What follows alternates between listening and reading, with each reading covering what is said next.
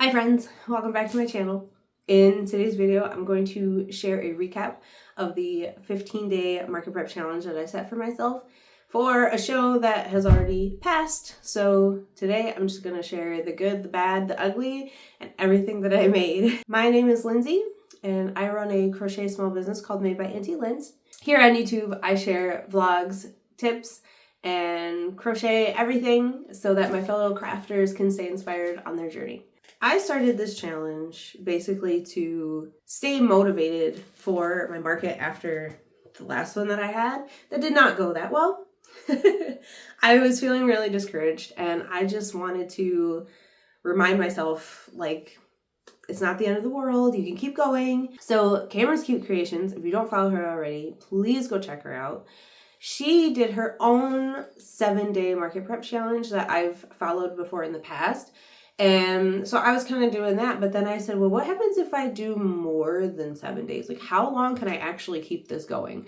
So my goal that I set for myself was to crochet every day, 15 days straight. I started the challenge on Tuesday, March 26th, and my upcoming event was April 14th. So that gave me just over 2 weeks to prep 14 or 15 different items. And that was like how I first thought of it. But then I kind of set some ground rules for myself so that I didn't get overwhelmed or burn out. For myself, my 4 rules. Give myself grace. If I cannot finish a project by the end of the day, it's fine. My ultimate goal is to just pick up the hook and do something every day. Second rule, do not buy new patterns. Spoiler alert, I did buy a new pattern. Third rule, there's no specific time that I have to sit and crochet. Whether it's 15 minutes or 12 hours, as long as I'm feeling okay and not stressed out, burnt out, I'm just gonna keep going. And my 4th rule was to use every single thing that I had in my yarn stash. Do not buy new yarn. So for this part, I have my iPad and I am going to share day by day what I made. I'm going to mention if it was finished or not. If it is finished, I will show you the finished product somewhere over here. I'm in my old photography studio, so I have a nice clean backdrop for this, and I'm so excited. If I did use a specific pattern, I will leave it in the description. Please go follow and support the creators because they have the most awesome patterns and I love them. Okay, day 1, I finished 1 meadow pouch. Day 2, I finished 2 crossbody bags that I had previously started.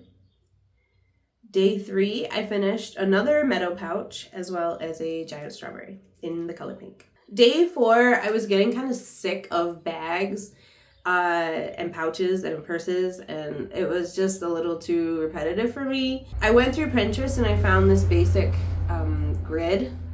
It's like a grid pattern that you would use for cross stitch or beadwork. I chose this basic big grid pattern, but I crocheted it in a corner to corner style, so it turned out to be a decent sized tapestry, and it's probably one of like my favorite things in the whole world. I'm gonna have a really hard time parting with it, but it's gorgeous and I know I can make more, so I might end up making one for myself. And I did finish that. After I made the moon pattern, I was starting to get into a funk. I did pick up my crochet hook for about 15 minutes maybe. I started a meadow pouch. I did not finish it. On day 6, I did finish the Beetlejuice inspired meadow pouch. On day 7, I loved it so much I went back into my bag era and I started to go through patterns that I already had. So I ended up starting the Night Owl Granny Square and I had a fanny pack in mind. So I did start the squares. I did not finish the bag. On day 8, I finished the bag. It is probably the cutest thing I have ever made. Day 9, I switched to tops. So following YouTube tutorials, I made the peekaboo top in size small. And it'd been a while since I made this particular top, so it ended up being really small. And I don't even know if I'm even going to end up selling it. But it's very cute. It came out great. It won't even fit my mannequin. That's how small it is. Day 10, I made the Sneak a Peek top in size medium. Day 11, it's April 5th, and I wanted to work on updating my website. So everything that I had already made up until that point, I wanted to make sure that I had it on the website so that I didn't lose track of what did I make, what's up, what's not, the whole shebang. So I spent most of the day finishing up the bags. I did line them. Sorry, there's wasps in here and they make me nervous, but they're okay for now. So by the time I actually sat down to crochet, it was like 8:30 at night. What I ended up doing to keep myself accountable for making sure that I worked on something was to post on Instagram every day with a reel. So these videos that I'm inserting, hopefully, are reels from the day that I did it. Honestly, I didn't even know what to do because it was 8:30 at night and I had no, my creative brain was done. So I went on YouTube and found this mesh top tutorial. It's a whip. It's a whip and it will probably stay a whip for a while, but I picked up my crochet hook and I'm proud of myself for that. So that's what I did that Friday. Day 12, I did not have much time to crochet, so I ended up picking up that top, worked on it a little more. I did not finish. Day 13 was Sunday, and I chose a little grid pattern again. This time I chose a little froggy, and instead of corner to corner, I did single crochet. It's cute. I really love it. I was gonna turn it into like a bag flap, but I really like it as a tapestry, and I'm glad I did that. Day 14 is the day that I did buy a pattern.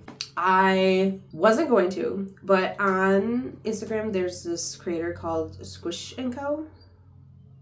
Yes. Squish & Co. was having a crochet along on her Discord, and the pattern for the month of April were the 5-in-1 like potted hanging plants. And I've bought potted hanging plant patterns before, and I feel like with Etsy it's such a hit or miss with patterns, especially now with like AI generating things. It's hard to know what's real or not. So the patterns that I had bought in the patterns plural that I had bought in the past were so badly written that I couldn't make anything out of it. Like, it looked like a complete pattern, but then upon buying and reading, it wasn't it. And I actually went through the reviews after the fact, so don't do that. Go through the reviews beforehand, and found that other people had the same problems. They couldn't get a hold of the seller, and it was just a whole thing. So I was confident going into this, like, okay, there's other people that are doing this pattern. It can't be that bad. Like, I can ask questions and have support. So I made a potted plant. I made the daisy potted plant, and I did finish. Day 15. So this was my last day. I said I'm doing 15 days.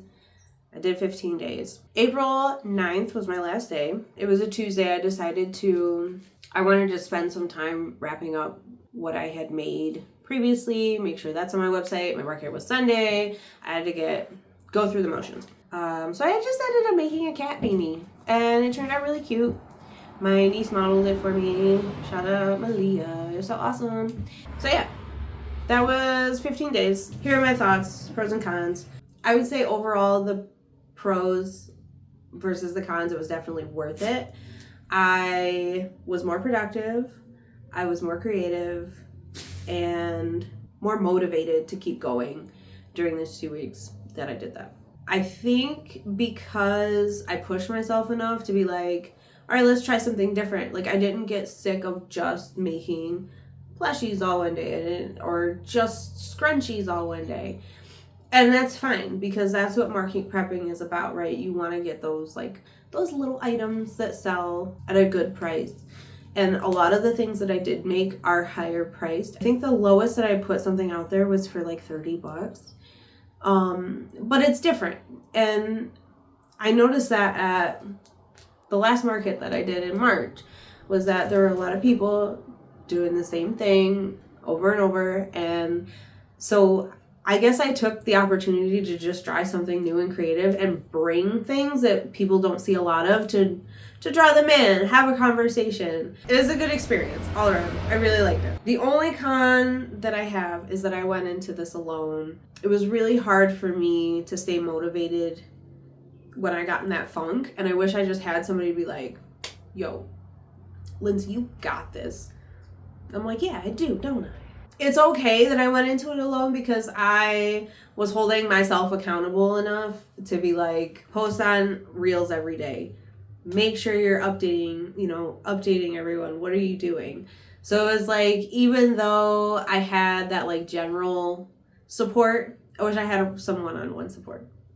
That's my only con.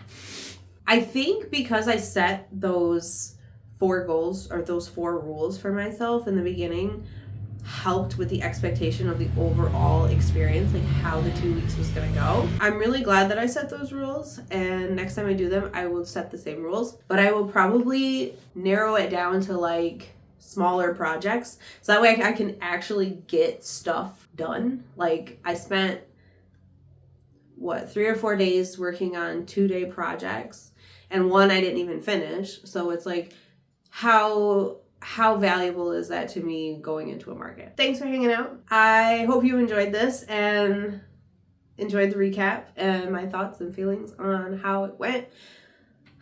I'm partially glad that it's over, but I also can't wait to do this again. So if you're looking for an accountability buddy, whether it be for an actual challenge or just to be like in a group chat, hey, I made this today. Yeah, you're awesome. Hey, what are you working on? Oh, nothing. Well, you probably should. I'm stupid. Drop your Instagram handle in the comments, and I will most definitely follow you on Instagram. Maybe I can start a group chat for other people that also want accountability buddies. If you liked this video, make sure you hit the like button, subscribe for more. I post stories almost every single day, and that's it. So I will see you next time. Bye.